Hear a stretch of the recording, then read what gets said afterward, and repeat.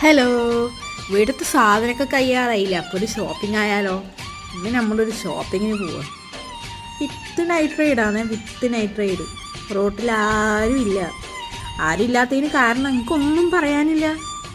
രാത്രി 10:30 ഷോപ്പിങ്ങിന് കൂട്ടിപ്പോന്ന ഇതാ കണ്ട ഈ മുതലിനോടിനെ പറ്റി എനിക്കൊന്നും പറയാനില്ല. അങ്ങനെ നമ്മൾ നെസ്റ്റോലെത്തി. നെക്സ്റ്റാണ് നമ്മൾ സ്ഥിരം സ്റ്റോപ്പിംഗ് പ്ലേസ്. നമ്മൾ സ്ഥിരം സ്റ്റോപ്പിംഗ് പ്ലേസ്. പുറമേ കാണുന്ന ഈ മോടി കണ്ടൊന്നും നിങ്ങൾ തെറ്റിദ്ധരിക്കണ്ട. അകമേ മുഴുവൻ പൊള്ളയാ. ഞാൻ പറഞ്ഞതിന് കാരണം നിങ്ങൾക്ക് മനസ്സിലാവാൻ പോകുന്നതേ ഉള്ളൂ ഗായ്സ്. കണ്ടോളൂ. ദാ ദാ തക്കാളിയിലിരിക്കുന്ന പുഴുക്കൾക്ക് എന്താ ഒരു ഭംഗി. അവർക്ക് നടക്കാനുള്ള സ്ഥലമാണോ ഇത്? കണ്ടില്ലേ?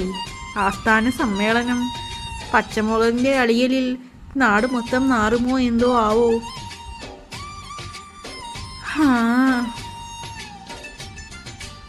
ഇങ്ങോട്ട് പോയി. ഈ പപ്പായയിലുള്ള പൂക്കൾ പൂവായി വിരിയുമോ എന്തോ. പ്രാണികളും പൂക്കളും എല്ലാമായി വിഭജിച്ച് നിൽക്കുന്ന നമ്മുടെ നെസ്റ്റോമാണ് ഈ കാണുന്നത്. എന്ന് വെച്ച് നമ്മളെ ഷോപ്പിങ്ങൊന്നും നിർത്തിയിട്ടില്ല. Note the point.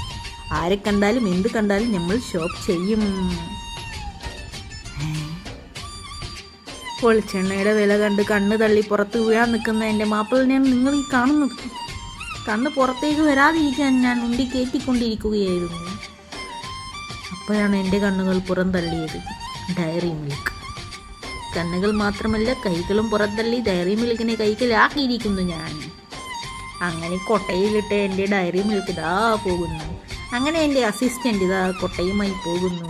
മുന്നോട്ട് പോയാൽ മൈ അസിസ്റ്റൻ്റ്. മൈ സാധനങ്ങൾ സഞ്ചിയിലിടൽ, പുറക്കിയിടൽ.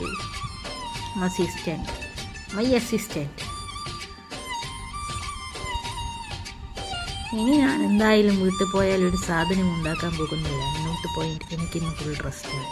അങ്ങനെ ഞാൻ എൻ്റെ കുടുംബാവയെ സാധനം വാങ്ങാൻ പറഞ്ഞയച്ചിരിക്കുകയാണ്. കണ്ടില്ലേ അന്തം പൊട്ട കുണ്ടന്മാരി നടക്കുന്നത്?